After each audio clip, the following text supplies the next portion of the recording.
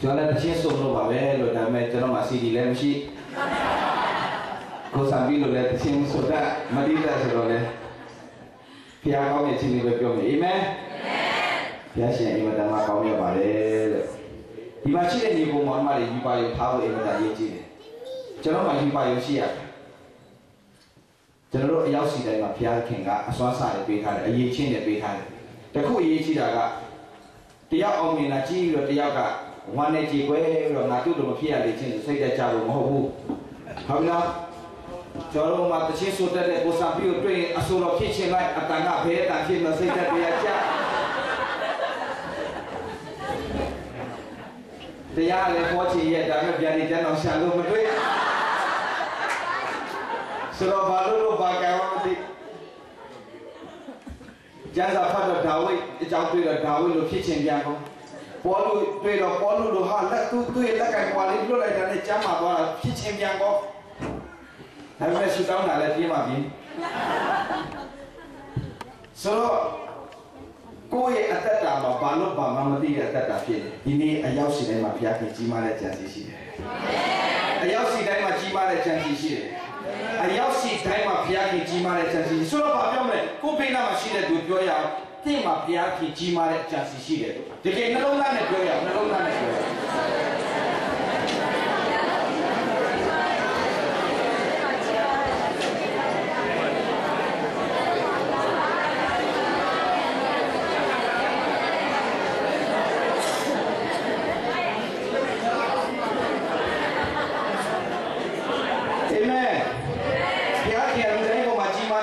ရှိတယ်အဲ့ဒါကိုကျွန်တော်သိတော့အကောင်းဆုံးလုပ်ဆောင်သွားဖို့လိုတာဆိုတော့ဒီနေ့ကျွန်တော်အဲ့တယ်မလာခင်မှာနှစ်ချက်ပြောချင်တယ်အဲ့တယ်ကလည်းကားတွေကျက်နေလို့တဲ့ traffic တွေဖြစ်နေတယ်ဆိုတော့မလာသေးခင်မှာကျွန်တော်နှစ်ခုပြောချင်တယ်လူမှာအရင် gifted ဖြစ်တဲ့သူရှိတယ် gifted ဆိုတာကတကယ်ကိုတကယ်ကိုစုကျေးဇူးတွေတရားပေးတဲ့စုကျေးဇူးတွေရှိစုကျေးဇူးတွေကြီးကိုလည်းတီးတတ်တယ် drum လည်းခေါက်တတ်တယ်သူလစ်တဲ့တီးတတ်တယ်အချင်းလည်းဆိုတတ်တယ်တရားလည်းခေါက်ကောင်းတယ်ရှိတယ်အဲ့ဒါဘုရားကသူ့ဘုန်းတော်ထင်ရှားဖို့ပေးထားတဲ့စုကျေးဇူးဖြစ်ဥမာတချို့လူတွေဘာမှမလုပ်တတ်ဘူးဒါပေမဲ့သူ့အပြုံးလေးကတော်တော်လေးအလုပ်ဖြစ်တစ်ချိန်လုံးပြုံးနေတာပြုံးကြည့်ရအောင်အဲ့ဒီအပြုံးကအယူကိုတော့မှပြန်ကောင်းသွားစေတယ်နော်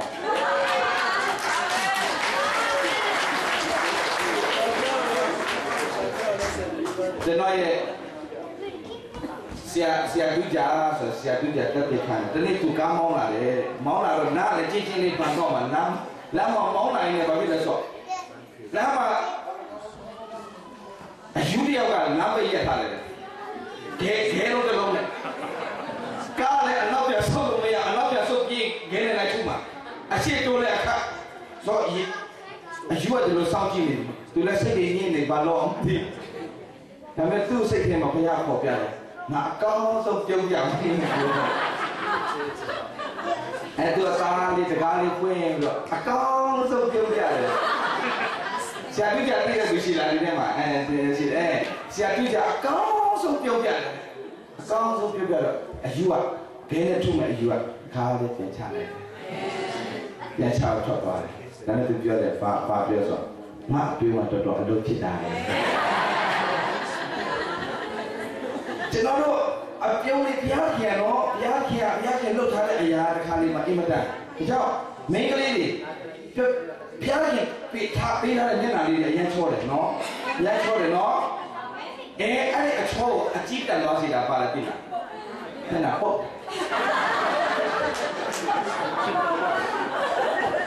မင်းလေးပြောရအောင်မကြီးထားလို့ဘာလို့ယူတာလဲဆိုကြည့်ဘုရားခင်ကအစွမ်းစာအများကြီးပေးတာသူများတို့ချင်းဆိုတတ်ချင်းမှဆိုတတ်မယ်သူများတို့ဟုတ်လားဒါမဲ့ဘုရားကောင်းကြီးပေးထားတဲ့အရာတွေများဖြစ်အဲ့ဒီအရာတွေအားလုံးကအဲ့ဒီအရာတွေပုံမှာမာနကြီးတော့မဟုတ်ဘူးရုပ်ချောတဲ့သူကလည်းချောတဲ့နဲ့မာနတွေထောင်သွားချောတဲ့သူကလည်းချောတဲ့မာနထောင်သွားတယ် တဲ့သူကလည်းဆွမ်းစားရှိတဲ့လောက်သူကမာနတောင်းသွားတယ်ဘုရားခင်ကလူတိုင်းကိုအရေးရှိနေပေးထားလားကိုမရေးရှိတယ်ဆိုသိပါလားမသိဘူးလို့ပြောတဲ့သူကကိုမမရှိလို့ရှိမှမသိစရာငါရေးရှိငါပဲဒီလိုအသက်ကြီးတဲ့ပြီဘယ်နေရမလဲငါငယ်ရွယ်နဲ့ဘိတ်မရတယ်ပေါ့စဉ်းစားနေပါပဲတချို့လူတွေကလည်းငါအသက်ကြီးနေပါလို့မင်းမမရလေလို့စဉ်းစားကောင်းစားတယ်မဟုတ်ဘူးကိုမရေးရှိ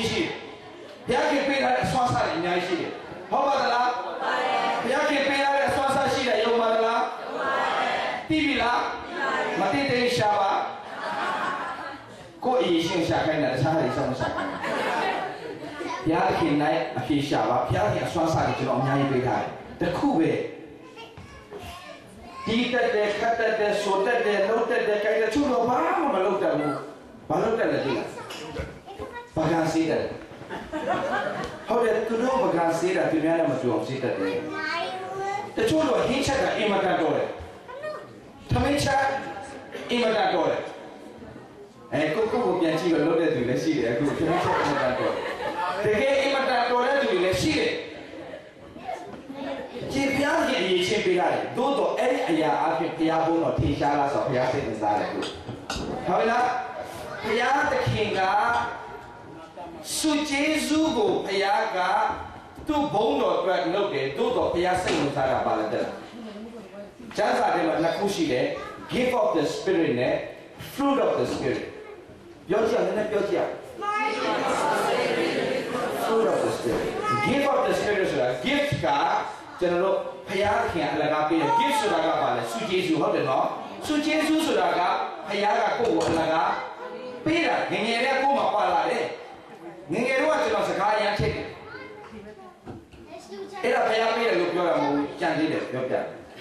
စကားအရင်ထည့်တယ်ကျွန်တော်ဘယ်လောက်ထည့်လဲဆိုရင်ချက်တော်နီးလို့ပြောရင်အဲ့မှာတော်ကြာချက်လို့ပြောပြီးကျွန်တော်တွန်းနီးကိုထွက်နိုင်ပြီချက်တွန်းကိုကျွန်တော်မထွက်နိုင်အဲ့လောက်ထိကျွန်တော်ဟိုဖြစ်ခဲ့စကားထည့်တာပေါ့နော်ဒါပေမဲ့အဲ့ဒီအားလေးစကားသာထည့်တာတချင်းဆိုရင်ဖြောင်းနေတာပဲကျွန်တော်တဲ့ကျွန်တော်ဆန်းတဲ့စုမှာကျွန်တော်အင်မတန်အဆိုးကောင်းတဲ့ထဲမှာပါတယ်ငငယ်တော့တော့ချင်းဆိုတတ်ပါလေချင်းဆိုတတ်ပါလေဒါပေမဲ့လေဖျားရှင်ပေးထားတဲ့အစွမ်းစားကျွန်တော်မှရှိတယ်ချင်းဆိုတတ်တယ်လုံးတတ်တယ်ကန်တတ်တယ်အမျိုးမျိုးတော့ရှိတာပေါ့နော်ရေးရှိနေရှိဒါပေမဲ့အဲ့ဒီစုကျေးဇူးဆိုတာကငငယ်နဲ့ဖျားကပေးထားပြီးသားမမွေးခင်ကလေးကအမိဝင်လဲပါပြီဖျားကပေးထားပြီးသားစုကျေးဇူးရှိတယ်ဒီဘက်မှာစုကျေးဇူးရှိတယ်โอเคခဏလေးစဉ်းစားရအောင်2 second တော့ငါမှစုကျေးဇူးများပါရှိတယ်နားချက်နာမည်နှစ်ဆက်ကပြည့်သွားပြီနော်ရှိပြီလားသိပြီလားမသိသေးဘူးနော်တချို့လူတွေကမသိတာတနာဝင်ကောင်းကို့မှာဘာစုကျေးဇူးရှိလို့ရှိမှတချို့လူကကျွန်တော်ပြောပြီးတချို့လူကပါလေငယ်ငယ်ကလေးက business လုပ်တတ်တယ် business ငယ်ငယ်ကလေးကဆန်းစုမှာတော့ business ဖြစ်နေတာဟောတဲ့ business ကမှကျွန်တော်တကယ်ချင်းငယ်ငယ်လေးကသူ့အိမ်ကမုတ်အလကားယူလာတယ်နေစားချင်လားငါမူပေးတယ်င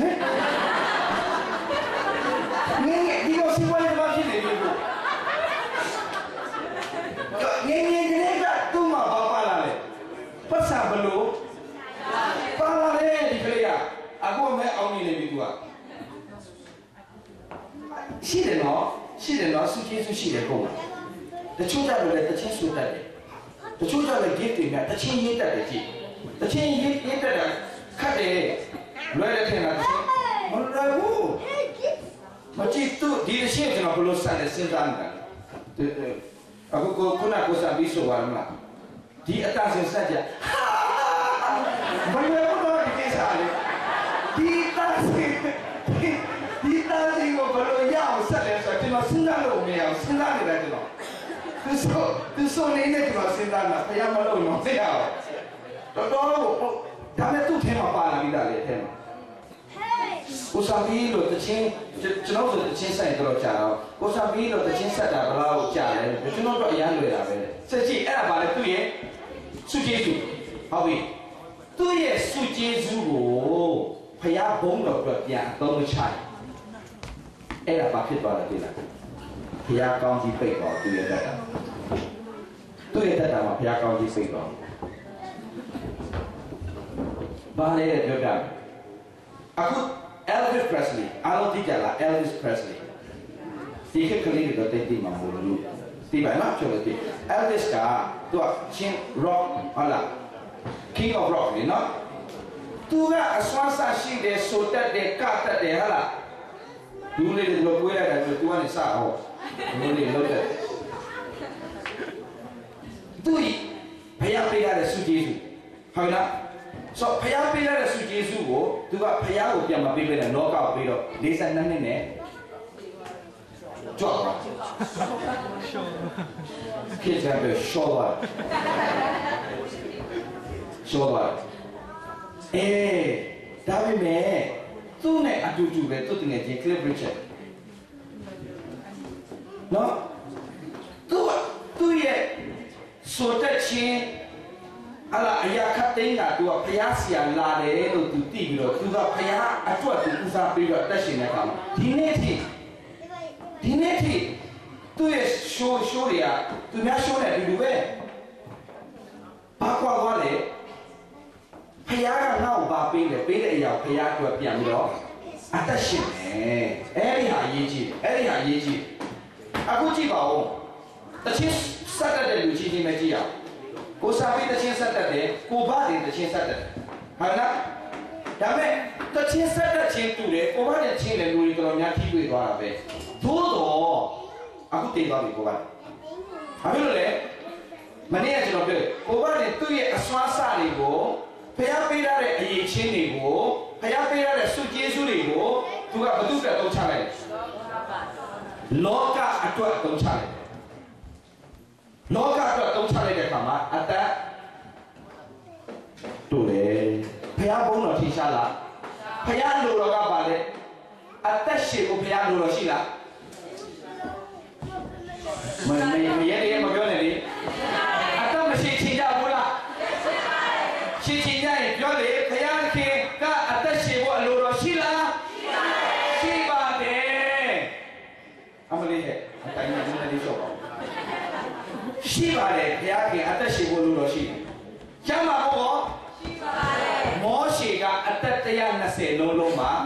အသက်ရှင်တဲ့ကာလပတ်လုံးမောရှေဒီအသက်120မှာသူဆုံးသွားတယ်ဟုတ်တယ်နော်ဘုရားခင်သူခေါ်သွားတယ်ဗျာဆုံးသွားတယ်ဘုရားခေါ်သွားတယ်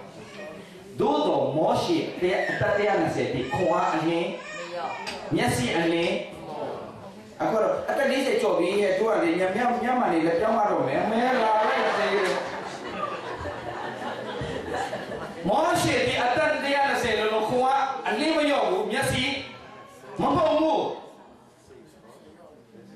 ကျွန်တော်ဖျားသားပြီးအဲ့ဒီဟောင်ပြန်လေရရဟိုတော့ကသပင်ဖြူတဲ့သူတွေတောင်မှလေဖျားနဲ့ပြန်ဆက်ကလာတယ်ကောင်သပင်ပြန်မဲသွားတယ်အဲ့ဒီထဲမှာကျွန်တော်ပါတယ်မယုံရတာကြည့်ဟိုတော့ကအထဲမှာသပင်တွေအရင်ဖြူတယ်ကျွန်တော်အဲ့တော့နားလိုက်လာတော့ဖျားကိုချင်းမွန်းတဲ့ခါမှာပြန်မဲလာတယ်ကိုကဟောရည်ထိတ်ပြောင်တဲ့သူတော့ဖျားကိုချင်းမွန်းတဲ့သပင်ပြန်ပေါ့ထိတ်ပြောင်တဲ့လူထိခိုက်ကုန်လားဘုရားခင်ပေးတဲ့အရာကိုသိပြီးတော့ပြန်သက်ရှင်ဘုရားခင်ပြန်ကောင်းချီးပေးတယ်နော်အာမင်ကြည့်အရေးကြီးတာဘုရားကိုဆုကျေးဇူးတွေအများကြီးပေးရတယ်အဲ့ဒီဆုကျေးဇူးဘုရားပြန်ပေးဖို့အင်မတန်အရေးကြီးတယ်ကြည့်ဘုရားခင်ချီးမြှောက်တယ်ငယ်ကလေးကမိမိတက်တာဆက်ကကြဘုရားမနဲ့တက်တဲ့အရာတွေအကုန်လုံးဖယ်ရှားလိုက်ကြဘုရားရှင်တော့ပြန်လဲတက်ရှင်အောင်ဘုရားဆုကျေးဇူးပါပေးရတယ်ရှာရအောင်ဒီနေ့ဘာရှိတယ်ရှာရအောင်ခိတာတိတက်တယ်ဒီနေ့မှာကြောဥစ္စာဒီညီရည်ဂီတာတီးသွားနော်သူ့ကြည့်လိုက်ရင်တိတ်မတီးလို့ပဲနော်မလေးကျွန်တော်တို့ဖင်လန်ကလားနာမည်ကြီးလေဟဲ့